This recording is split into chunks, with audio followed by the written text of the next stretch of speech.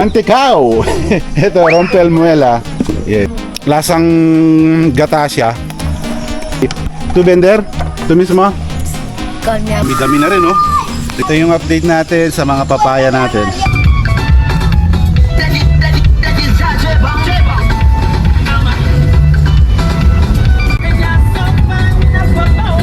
Kakagaling lang natin kina Mami Kuana. Umuwi man tayo ng bahay para magpalit ng damit. Ito, dumiretso na tayo sa Ikundi 4 kasi marami tayong activities. Ang una, siyempre kailangan nating paalaman paalaman si Mami Nat Nat. Nandito pala siya. Ito si Mami Nat Nat. Buti nandito. Mami Nat Nat is here. Yan. Si Buenas tardes. Alan Sai. Buenas tardes. Alan está ahí.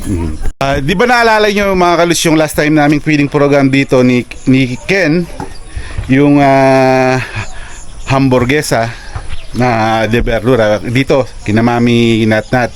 Pero kada punta ko kina Madam Kang, kina Leslie, Arlen sa bahay nila, lagi kong nakikitang may tinda ng rompel muela, Magdalena si Mami Nat Nat. Ngayon may feeding program kami, sabi nga sa inyo dahil napunta ako rito ngayon para ipaalam sa kanya na parang may naisip ako kasi iniisip ko kung bibili lang ako ng pang-feeding sa labas tapos kami magluluto, parang isa lang yung magbe-benefits eh. Pero ito, ang naisip ko ngayon kasi nagtitinda siya ng mga ganito, ibibili tayo sa kanya ng medyo marami na mga tinapay para naman yun, makakapag-feeding na tayo at matutulungan pa natin siya at kikita pa. Di ba? Napaka-wise na desisyon yun mga kalus. Kaya ngayon kinausap ko siya para mag-prepare sa gagawin namin feeding program sa next video natin. Kaya ito yung mga paninda niya. Everyday nagtitinda siya ng ¿cómo se llama este? Mantika. Mantecao. Mantecao. Ito, rompel muela. Yes, Eso ito. se prepara con coco y harina. Ito. Yung pinapa-prepare natin sa kanya, yung parang muffins, wala dito. Ito yung rompel muela. Tignan natin. Ito yung coco. Para sa Kapampangan talampakan ang tawag nila rito. Lasang gata siya. Itong isa, tingnan din natin. Mantecao. Ito, si tu vender? Tu mismo? Con mi abuela. Yan, ito, tingnan din natin. Ngayon, pinag-uusapan na namin ni Mami Nat Nat. Ngayon, bababa na ako sa may ibang activity pa tayo, kina Madam Kang. Kaya rin pala, si Madam Kang nasa bakasyon. Nakabakasyon din si camera girl si Leslie O. Kaya ito, solo flight tayo nagka-camera at si Arlen. So pag nag-isang buwan na yun, pabalik na sila sa trabaho si Madam Kang at si Arlen dito pa rin, and si Leslie babalik na dito kasi nag-aaral siya. Demasiado dulce. Es demasiado dulce. Dulce. Mantecao. Kain na tayo ng rompel muela. Bababa na tayo. Pero bago yun, kitchen check muna tayo. Kusina check kung ano. Mag-ano tayo sa ito, laki na kaldero ni Mami Nat Nat. Ito yung baho ng niyog, oh. Yung balat ng niyog ginagawang panggatong din. Tapos yung electric pan pangihaw, di ba? Ganun lang, pareho lang sa Pilipinas. Kung ano yung mga ginagawa natin, halos magkatulad lang dito. Teka, nasan daw si Nieves? Ito. Nieves. Ito, pwede sanang makahingi ng pwedeng iluto to. Itong dahon ng kamoting kahoy. Yan, buti nilinis no. Yung kinukuha na natin ng kangkong mga kaluts. Ayos. Pwede rin tayo pala makakuha ng kangkong ngayon. Kasi marami ring nagbibilin sa mga samahan natin sa trabaho at mga kakampani nating Pinoy. Dito na tayo kina camera girl, kina Arlen. Sabi kasi nito mas binili niya kasi lumipat siya ng bahay, is temporary dahil kasi yung bahay, di ba, wala pang bubong. Yan, wala pang bubong yung bahay ni Timothy. Pinapagawa pa. Sabi niya, Albi, pag napunta ka ng Ikundi, baka pwede mong harvestin yung saging. Sabi niya, ikaw na lang bahalang kumuha ng party mo, tapos iwanan mo na lang yung doon, yung isang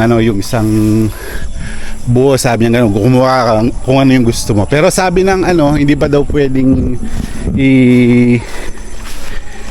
i-harvest to, kasi hindi pa daw to, ewan ko, sabi na pero may edad na rin, no? Yan, no? Natin, i-zoom natin. Yan, no? Yan.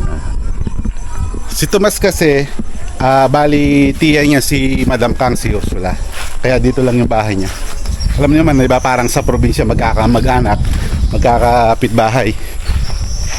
Kaya dito safe talaga tayong pumunta dahil magkakakilala yung mga magkakapit bahay. Ito si Arlen.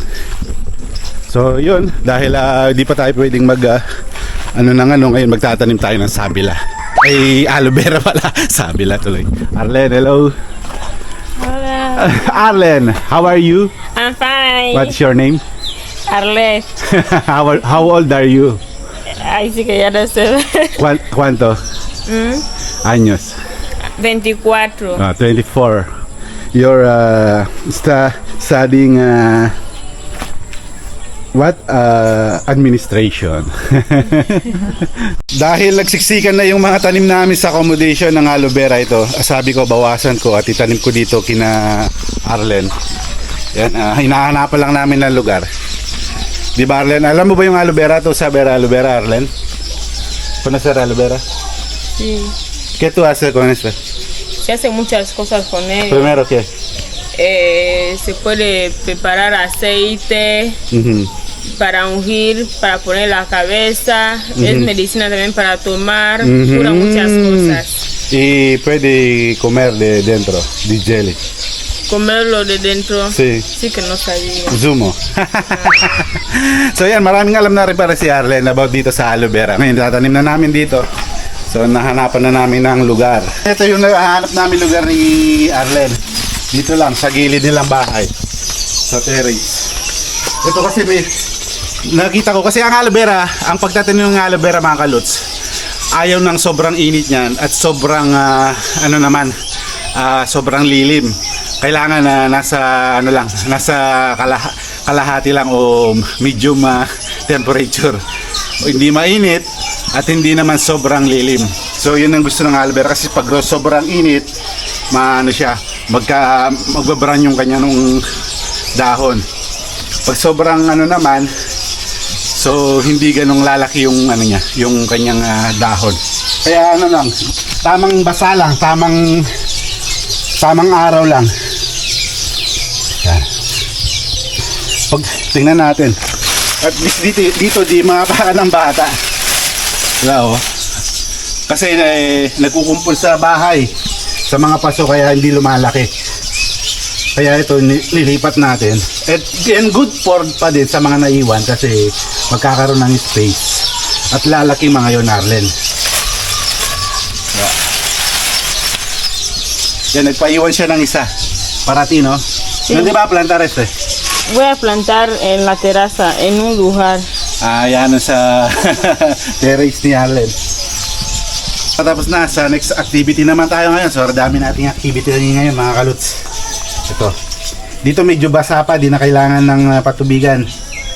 Arlen, no se falta para poner agua ahora. Está mojado. Okay. Yan naman, kukuha tayo ng contritis o tanglad. Yan, mainam daw ito para sa cholesterol, no? Kasi mga kaluts, meron kaming kasamahan na merong problema sa pag-ihi. Kaya ngayon dadalhan natin, nag-abilin din, sabi ko sige dadalhan kita. And then yung iba rin gusto nilang mag-inom, gagawin nila like tea, lagyan ng lemon, di ba? And then sa umaga daw maganda yon, bago mag-almusar o minom ng something na kape or tubig. Maganda daw to, yung tanglad. Eto, nakuha tayo. Dami natin tanglad, oh. Hasta ahí, no? Hasta ahí también. Wala. Ito, madami-dami na rin, no? Dagdagan na lang natin ng konti kasi sabi nung isang Pinoy, hindi na daw siya uminom ng maintenance kasi kada umaga, ito na lang iniinom niya. So everyday yun, maganda daw sa katawan, itong tanglad. isang beses din gagawa tayo ng juice para sa mga bata. Di ba, Arlen? Balik na lang tayo. Marami-dami na rin to. Unlimited kuha naman rito. Dahil tanim naman natin. So, punta na tayo sa next activity. Update natin sa mga papaya natin. Ay, mga papaya. Ito, ang taba ng pinya ni Leslie. Ang ganda ng tubo. Tapos, ito naka-recover na rin mula sa pag-uod yung ating kalamansi. Tapos ito, yung ating curry plants na tinanim na nakaraan. At ito yung guyabano. So ito, bawi na rin. So, ayos. So punta na tayo, kuha na tayo ng kangkong. Kasi paggabi na rin mga kaluts. Ilang linggo rin tayo hindi nakakuha ng kangkong. Best naman kayong kangkong. Kasi di rin nagsasawa yung mga kasamahan ko sa pagkain ng kangkong. Sinigang, adobo, prito. Kaya ito, dadalhin natin ulit sila. Kasi malinis naman dito. Nakaraan kumuha kami. Ni Ken, medyo gabi nung tapos medyo marami. Pero ngayon, pwede tayong pumunta sa baba. Kangkong kayo dyan, kangkong. Yan o. Hanggang dito, gando ng kangkong natin. Yan, libre lang, di ba?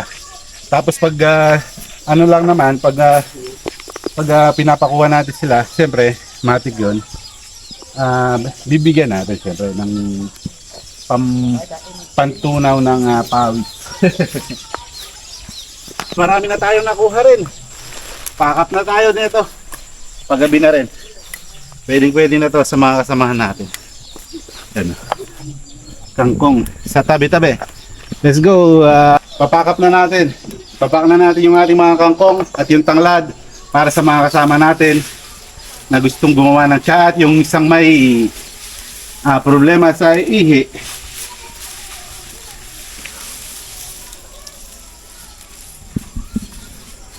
Ang dami. Ano lang natin. Parang talahib lang to eh.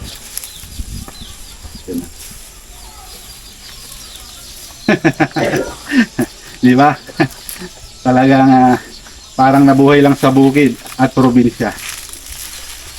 So, tapos i-ano natin, paikot natin. Yeah. Ito na. Lagay natin sa plastic ngayon.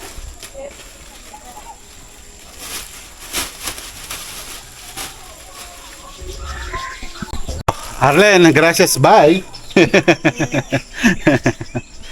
Yeah, mga kaluts, another day, another vlog. So, natapos na naman yung ating activity for today. Kaya laging panoorin lang natin si Kalutong Pinoy. Eto na, kangkong at tanglad. Ciao.